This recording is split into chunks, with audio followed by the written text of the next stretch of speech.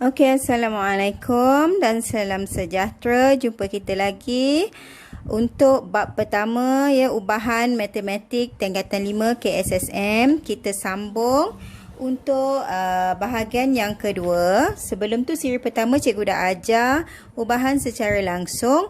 So hari ni cikgu nak ajar ubahan secara songsang. Okey. Ingat lagi ubahan secara langsung. Ubahan secara langsung ialah Y berubah secara langsung dengan X. Ini contohlah.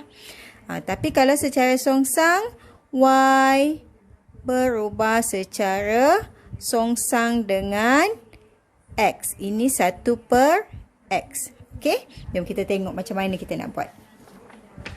Okey, ubahan songsang. Ubahan songsang ni kita gunakan lagi dua pemboleh ubah Y dan X. Okey, sebelum ini kalau secara langsung, bila Y meningkat, X juga meningkat dengan kadar yang sama. Tetapi dalam kes songsang dia terbalik. Bila Y meningkat, maka X akan menurun. Okey? Ataupun bila X meningkat, Y menurun. Okey, dalam kes ni Y semakin meningkat dan X semakin menurun. Untuk mendapatkan perubahan nilai K tu ialah dia punya kadaran dia tu mesti sama. Okey, macam mana kita nak dapat? Kita darabkan Y dengan X. Okey, 1 darab 30 kita akan dapat 30. 2 darab 15, 30. 3 darab 10, 30. 7 darab 4 darab 7.5 juga 30. Dan 5 darab 6, 30. Okey.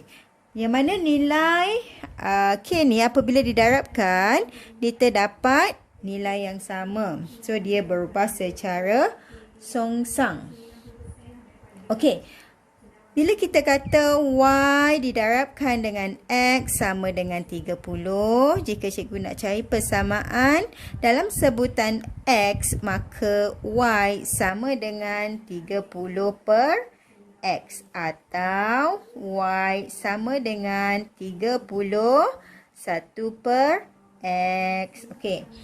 Awak dah belajar graf fungsi? Dah belajar kan graf fungsi? Okey, kalau graf fungsi, kalau 1/X ini kita namakan graf salingan. Betul tak? Graf salingan. Okey. Yang mana kalau kita cari graf salingan, ini ialah Y, ini ialah X, maka graf dia adalah bentuk begini. Okey. Tingkatan 4 dah belajar kan graf fungsi. Okey.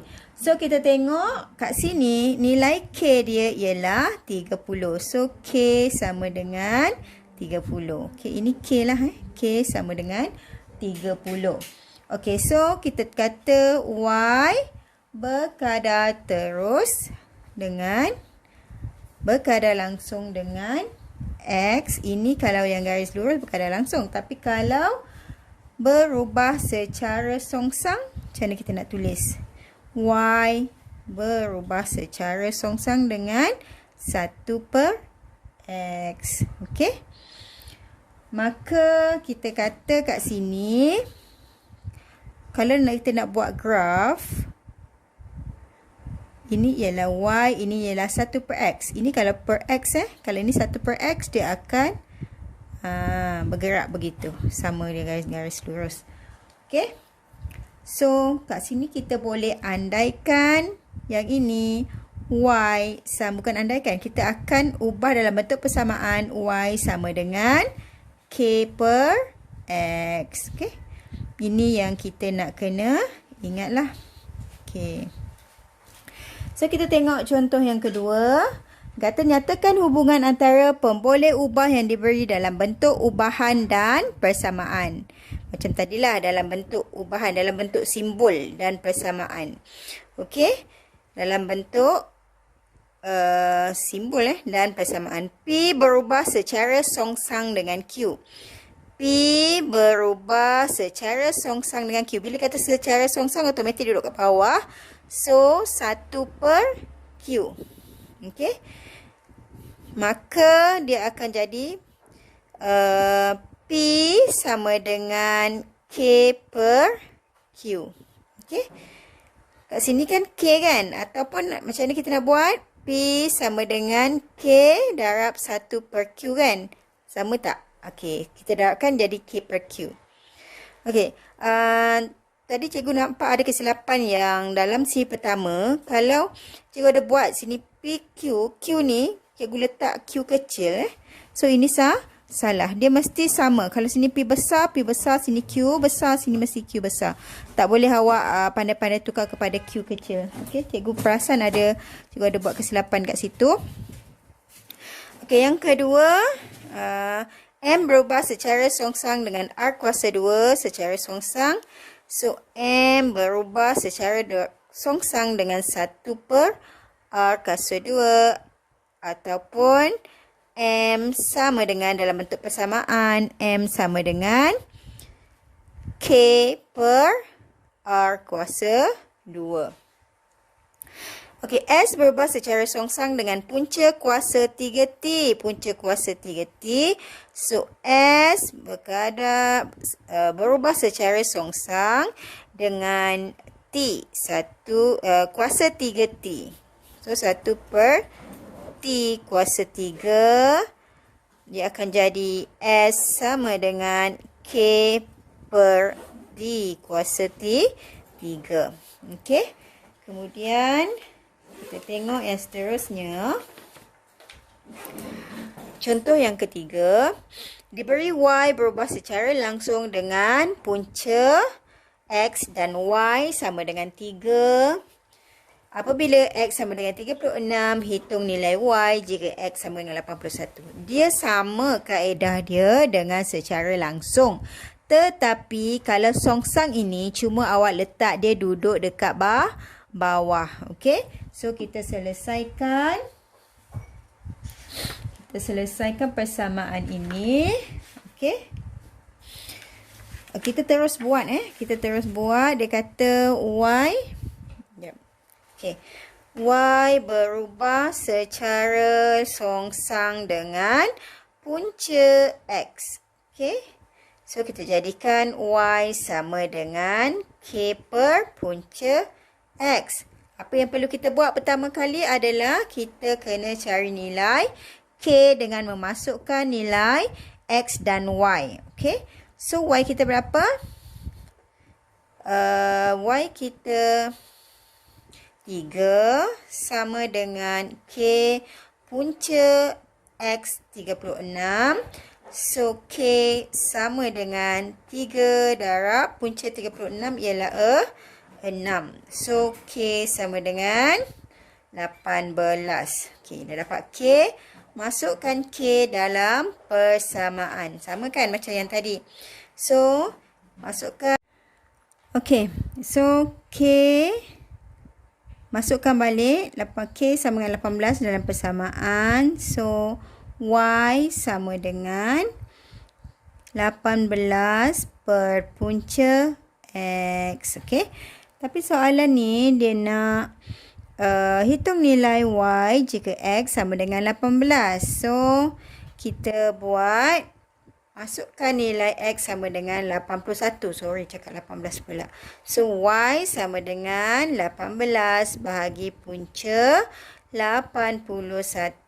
So, Y sama dengan 18 bagi dengan punca bagi 81 ialah 9. So, Y sama dengan 2. So, selesai. Dia nak nilai Y kan?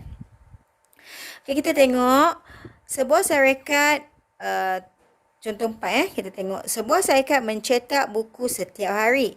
Jadual menunjukkan bilangan buah mesin M. Yang beroperasi dan masa yang diperlukan T untuk mencetak buku tersebut. Ni mesin, ni masa.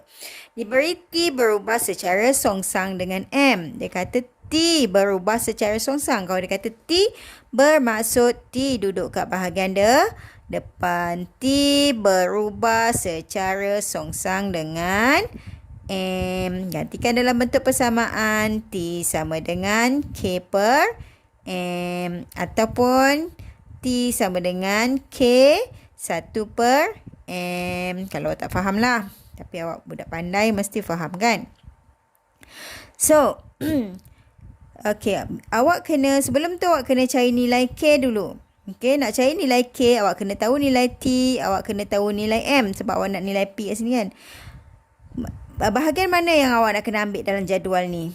Okay, mesti ada kedua-dua nilai M dan T yang awak tahu supaya awak boleh cari nilai K. Untuk jadual ni, nilai yang ni, bahagian yang ni, kotak yang ni, yang awak tahu nilai M dan awak tahu nilai T. Maka awak masukkan dalam persamaan.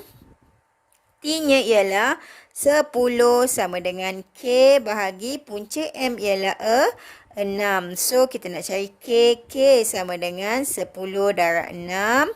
K sama dengan 60. Dah dapat yang ni, maka kita pun buatlah apa yang dia nak. Dia nak apa nilai? P. Masukkan K dalam persamaan tadi.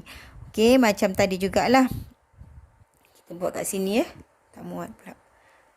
Okey. So, T sama dengan K berapa tadi? 60 per M. 60 per M.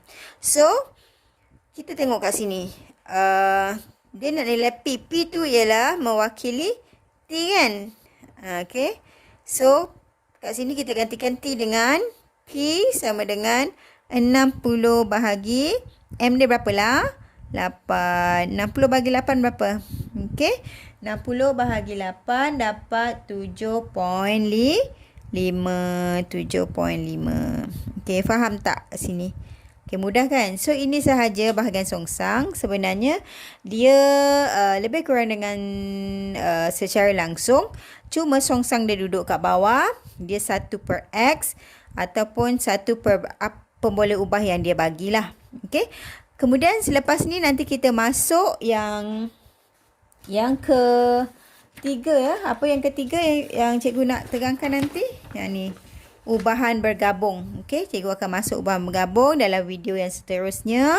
Jadi jangan lupa tonton dan lepas cikgu habis ketiga-tiga bahagian ini, cikgu akan bagi awak latihan. Okey, jumpa lagi selepas ni. Assalamualaikum.